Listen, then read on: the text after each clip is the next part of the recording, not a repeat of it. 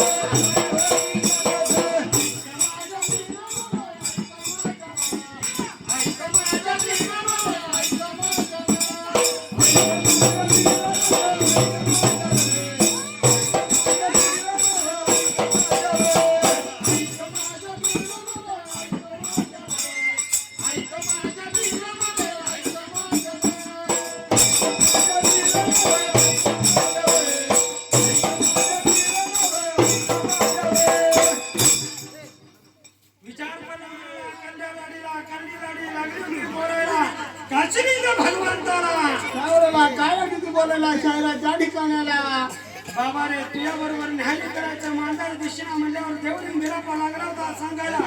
एकदा म्हणता 3 वेळा हंगा मांजराची जात ऐकना मागडला पायाला धरला गरागरा फिरवून या भारत मुलीला मांजर आपटून मारलं. आपटून मारायला पाहिजे मांजरा का म्हणून लागला त्या सांगायला त्यावेळेला कंडेलाडीला त्यावेळेला कंडेलाडीची हात काढवायची आग मस्तकाला गेली होती बाबा लागली होती बोलायला देवरी मिरापाला त्या वेळेला.